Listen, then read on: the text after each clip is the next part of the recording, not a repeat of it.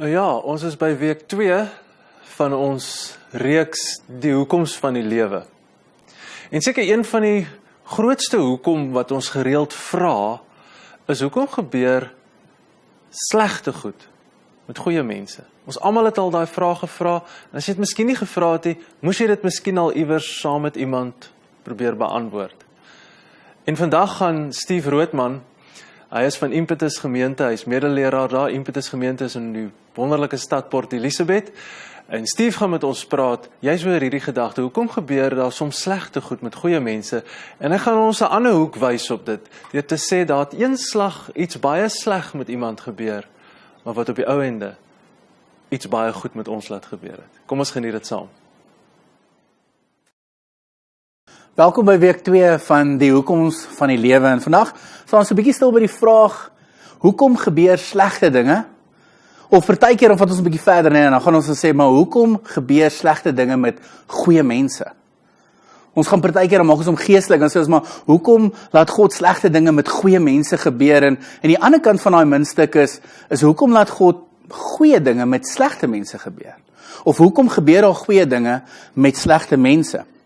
En ek hoop dat ons vandag so 'n bietjie op hierdie reis kan gaan en hierdie vraag so 'n bietjie kan uitpak. Ek hoop om eintlik aan die einde van hierdie sessie dat ons 'n ander manier sal kry om hierdie vraag te vra.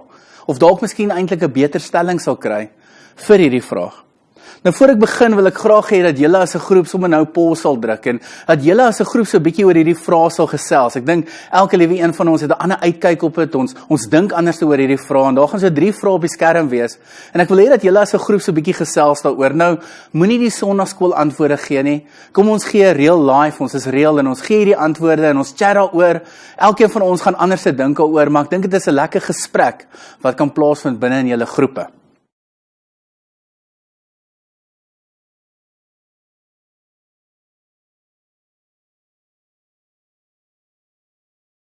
Nou welkom terug, ek is seker daar was lekker gesprekke gewees, ek is seker dat ons almal het 'n ander manier van dink oor hierdie vraag en ek wil so 'n bietjie verder gaan en sê, nou wanneer ons dink oor hierdie vraag, kan 'n mens op 2 verskillende maniere na hierdie vraag kyk. Die een is 'n filosofiese manier, ons kyk na hierdie wêreld en ons sien alles wat gebeur en ons kom en ons dink by onsself, maar wat het God te sê oor dit wat besig is om te gebeur in hierdie wêreld?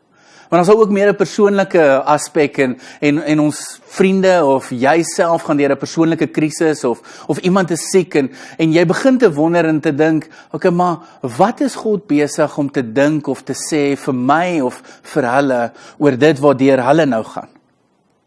Baie keer wanneer ons hierdie vraag filosofies vra, dan eintlik wat gebeur is ons het daar's so onderliggende gedeelte aan hierdie vraag. Jy sien, baie kere wil mense God ondermyn of soos die Engelse sal sê, we want to bring him down a notch. En wat ek bedoel daardeur is wanneer mense hierdie vraag vra, dan eintlik wat hulle vra is, hulle sê, as God goed is, en God almagtig is, dan hoekom gebeur hierdie slegte goed? Hoekom is daar goed soos mass shootings? Hoekom is daar goed soos 'n bom wat ontplof en 'n klomp mense kry seer? Hoekom is daar goed soos plaasmoorde? Hoekom word kinders gebore in al hierdie armoede van wat ons land beleef? Hoekom is daar goed soos plakkerskampe?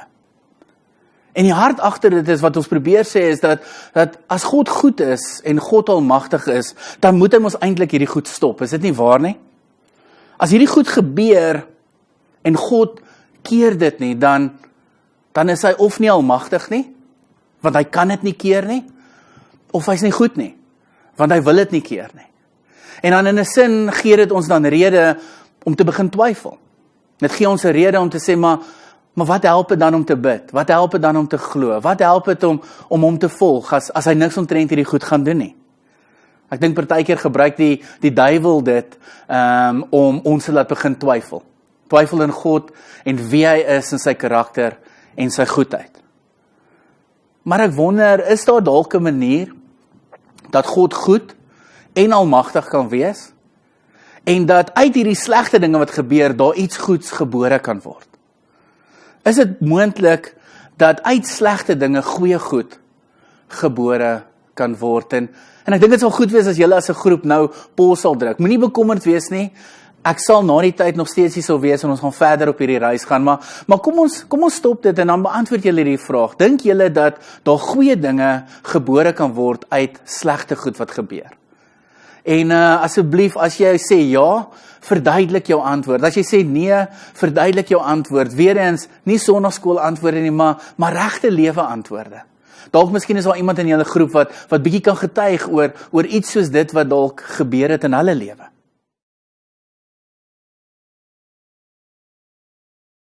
Welkom terug. So is dit moontlik dat goeie goed kan gebeur uit 'n slegte ding. Kan goeie goed gebore word uit slegte dinge. Nou 'n vriend van my het so ruk terug het hy begin om gif te drink. Hy moes elke 2 of 3 weke met sy dokter toe gaan en dan elke keer wanneer hy dokter toe gegaan het hulle hom geweeg, hulle sy lengte gevat en dan het hulle die gif uitgewerk wat hy moet drink.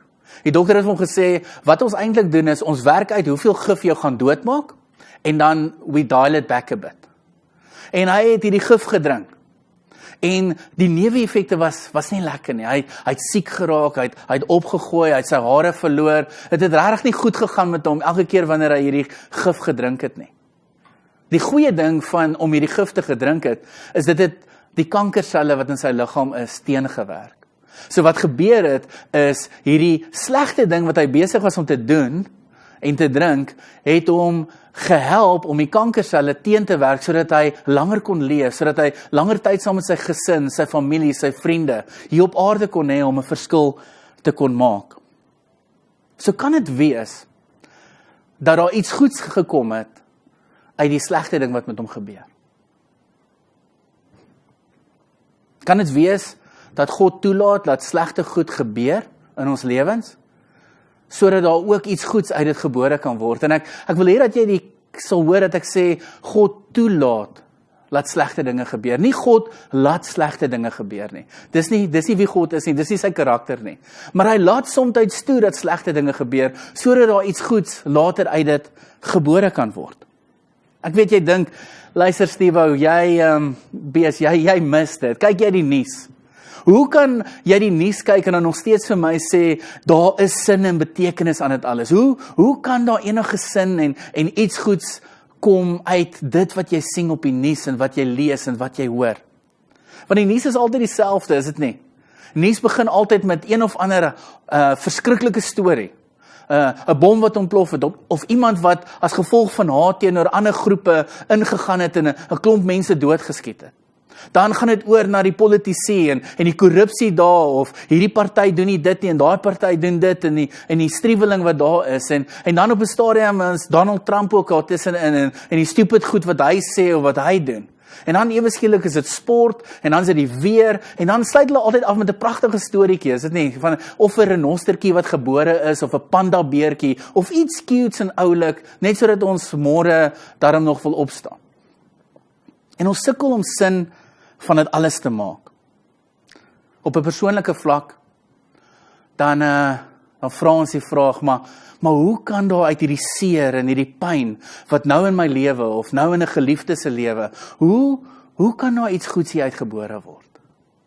Ek ken nie jou lewensreis nie, ek ken nie jou storie nie, en ek weet nie waardeur jy nou gaan nie, ek weet nie wat se siekte daar dalk is, of wat se persoonlike storm woed nie. En ons, as ons in die middel van hierdie storm is, en hierdie winde waai, en dit gaan rof, dan sukkel ons om te kan dink, dat daar iets goeds uit dit uitgebore kan word. Oor die jare het ek die voorreg gehad om saam met mense te kon reis, wat deur persoonlike storms gegaan het. Met mense te kan reis wat deur siektestorms of persoonlike storms gegaan het. En so moeilik wat dit vir my en vir die mense wat om hulle was, wat lief was vir hulle, so moeilik wat dit vir ons was, wat vir my uitgestaan het is persoonlik het hulle hierdie ongelooflike verhouding, afhanklikheidsverhouding van God gehad. Waar hulle net naby aan God begin leef het, dit is amper asof hulle vryheid begin beleef het, asof hulle genade en vrede beleef het. Soveel so dat hulle verhouding en hulle afhanklikheid van God eintlik 'n inspirasie was vir die om hulle. As ek daaroor dink, dan dink ek, daar het eintlik iets goeds gekom uit daai persoonlike reis wat hulle gehad het. Uit daai sleg wat besig was om in hulle lewens te gebeur, het daar nog steeds iets goeds gekom van 'n persoonlike, inspirerende verhouding en afhanklikheid van God. Ek glo God is 'n God wat in die recycling business is. Hy's 'n herwinbare God. Ons lees daar in Romeine 8 vers 28 dat God laat alles ten goeie meewerk. Jy sien, God mors nie. God mors nie. Hy kom en maak nie saak wat gebeur het nie, maak nie saak wat jy gedoen het nie, goed of sleg, as jy dit na God toe bring, dan gebruik hy dit. Hoor wat sê Romeine 8 vers 28, het sê, ons kan nou van een saak seker wees. God gebruik elke ding wat in ons lewens gebeur, om sy doel te bereik. Vir ons, wat vir God lief het, werk alles tot ons beswil uit. Wat is God se doel met die mens? God se doel met die mens is, hy wil 'n verhouding met ons leef. Hy wil hê dat ons in 'n afhanklikheidsverhouding met hom sal leef. In 'n diep verhouding met hom sal leef. Sal jy met my saamstem vanaand dat uit radiasie en chemo, dat daar wel uit daai slegte goed uit iets goeds gebore kan word. Dus as ons begin, die vraag is nie net, hoekom gebeur daar slegte goed nie? Maar die vraag is, hoekom gebeur daar slegte goed met goeie mense? En partykeer is dit moeilik, want ons definisie van goeie mense verskil partykeer. En ons maatstawwe waarmee ons dit meet, is partykeer nogal iets wat ons in gedagte moet hou. En ek dink partykeer moet ons daai vraag so 'n bietjie verander. Ons moet eintlik sê, hoekom gebeur daar slegte goed met die enigste goeie mens wat al ooit geleef het? Hoekom het daar 'n slegte ding met die enigste goeie mens wat ooit geleef het gebeur?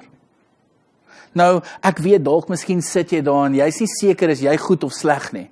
Dan wil ek jou so 'n bietjie help vandag, en binne in jou boek is daar 'n lyn wat getrek is. Aan die een kant wil ek hê dat jy moet skryf sleg, en aan die ander kant wil ek hê jy moet skryf goed.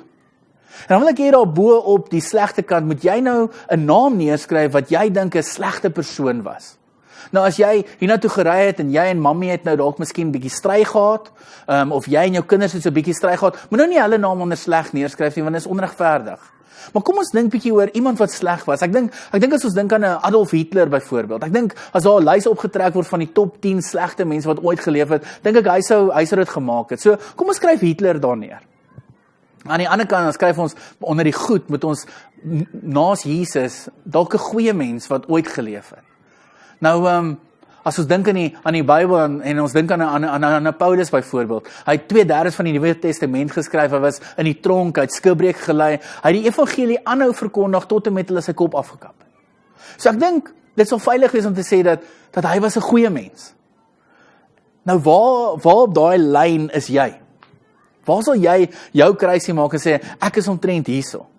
As ons aan Hitler dink, dan is ons almal engele. Nee, ons almal is baie naby aan Paulus. Maar as ons aan Paulus dink, dan moet ek eerlik wees, ek dink ek en jy het nog so entjie om te gaan. Maar hoor gou wat sê Paulus vir homself. Hierso in 1 Timoteus 1 vers 15 en 16. Dit sê, dit is 'n betroubare boodskap, een wat verdien om ten volle aanvaar te word. Christus Jesus het in die wêreld gekom om sondaars te red. En ek was die ergste van hulle almal. Maar juist daartoe was God my genadig, dat Christus Jesus aan my, die ergste sondaar van almal, God se groot geduld kon illustreer, en my as voorbeeld kon gebruik, vir hulle wat nog sal glo, en so die ewige lewe sal ontvang. Ons dink Paulus was hierdie legend, en ons dink hy was hierdie groot ou gewees, en hy was, maar volgens Paulus dan kom ek en sê, ek was die ergste sondaar van hulle almal. Ek dink Paulus kom en hy verwys so 'n bietjie terug na toe hy Saulus was, toe hy die Christene vervolg het. En hoe God hom ontmoet het en vir hom gesê het, luister maar, daar's 'n ander manier. Hoe God eintlik sy lewe kom recycle het en iets goeds van dit gemaak het. So sodra ons na hierdie vraag kyk, dan moet ons eintlik vra, hoekom laat God 'n slegte ding of slegte dinge gebeur met die enigste goeie mens wat ooit geleef het? En dit is sodat daar goeie dinge met slegte mense kan gebeur. Paulus kom en hy sê, sodat ons gered kan word, sodat ons die ewige lewe kan hê, sodat ons liefde en oorvloed kan beleef, sodat ons vryheid kan beleef, sodat ons genade kan beleef. So vriende, mag jy onthou, dat wanneer die lewe gebeur, wanneer die storms kom, wanneer die winde waai, wanneer die berge om jou val, of het nou is as 'n resultaat van die sondeval, of dit is as 'n resultaat van keuses wat ander mense gemaak het wat jou raak, of al is dit as 'n gevolg van 'n resultaat van die keuses wat jy gemaak het. Dat selfs in daai storms, dat jy sal weet, dat daar is hoop. Dat jy sal aanhou om God te soek, dat jy sal onthou dat God is nie 'n recycling business. En dat wanneer ek en jy ons lewens na hom toe vat, wanneer ek en jy in daai afhanklikheidsverhouding begin beleef en leef, dat ons genade en vryheid en vrede beleef. Ons het die lied, of hierdie sang, My Pa is die Koning. En in my lewe al 'n paar keer wanneer die storms winde gewaai het, wanneer die berge geval het, wanneer ek net regtig gevoel het, ek weet nie wat se kant toe nie, had ek na hierdie sang geluister. En dit het my soveel beteken, en vanaand gaan ons daai sang wys, of speel. Ek wil hê dat julle na daai sang sal luister, en dan wil ek graag hê dat julle so 2-2 na mekaar toe sal draai, of in groepe van 3, dat julle dalk miskien mans een kant, vrouens ander kant, maar dat julle na mekaar toe sal gaan, en dat julle dan vir 'n oomblik bietjie sal deel, wat het vir jou uitgestaan vanaand? Dalk miskien is jy besig om deur 'n storm te gaan, dalk is jy besig om te sukkel. Dalk is daar storms in jou lewe en die winde waai. Dan wil ek hê dat julle vir mekaar dit sal sê, maar ek wil ook hê dat julle vir mekaar sal bid. En in hierdie week dat julle dan sal uitreik na mekaar toe. Hou mekaar in julle gebede. Dalk miskien is daar 'n vers of 'n quote wat jy lees wat dalk net vir iemand iets kan beteken, dat jy dit dan vir daai persoon sal aanstuur. Kom ons sluit ons oë en dan bid ek vir julle. Here, hierdie is 'n moeilike vraag. Dit is 'n vraag wat ons almal mee struggle op stadiums, en ons wonder, hoekom gebeur daar slegte goed? Hoekom kan hy nie net stop sê nie? Hoekom kan hy dit nie net verander nie? Here, baie kere dan kom ons en ons wonder, hoekom gebeur daar slegte goed met goeie mense, met geliefdes van ons? Here, help ons dat ons dalk miskien hierdie vraag net anders na sal kyk, dat ons sal besef dat niemand van ons is goed nie. Dat ons almal het foute en ons almal maak droog. Maar Here, dat U het gekom en U het iets slegs laat gebeur met die enigste goeie mens wat ooit geleef het, sodat goeie dinge met ons, feilbare mense wat droog maak, sodat daar goeie dinge met ons kan gebeur. En die grootste en die beste ding wat ooit kan gebeur is wanneer ons weer in verhouding met U staan. Wanneer ons in daai liefdesverhouding intree, daai perfekte harmonie tussen U en ons, sodat ons vryheid beleef, genade beleef, liefde beleef. Ons doel en sin en betekenis kry. Here, dankie. Dankie dat U die prys betaal het. Dankie dat U deur dit alles gegaan het, sodat iets goeds met ons kan gebeur. Dankie dat ons hoop het. Dankie dat al is ons nou in die storms, dat ons nie alleen is nie. En Here, dankie dat U in die recycling business is. Dat ons na U toe kan kom. En dat U vanuit hierdie slegte goed wat in ons lewens gebeur, iets goeds kan laat gebore word. Dankie dat U ons eerste lief gehad het. Dankie dat ons vir U kan lief wees. Amen. Amen. Kom ons bid vir mekaar en geniet hierdie reis saam met ons. Jy glimlag so breed as jy my vriendelik groet. Jy lyk tog so selfverseker, met die wêreld aan jou voete. Voel jy soos 'n reus, bly die lewe 'n fees. As dit met jou tref, dan skeel dit jou min. Dit lyk of jy dans as jy loop. Ek kon dit nooit verstaan nie. Ek moes die antwoord hê, en toe hoor ek jou sê,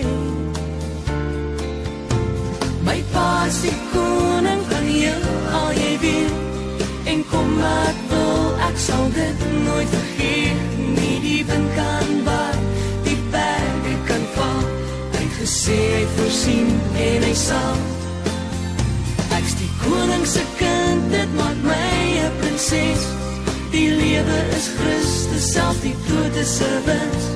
Vir niks is ek bang nie, dit sê ek jou nou. My pa is die koning, onthou. Hoe moes ek nou voel? Ek wens ek was jy, maar ek's net 'n gewone vrou. Dit klink so onregverdig om 'n koning te hê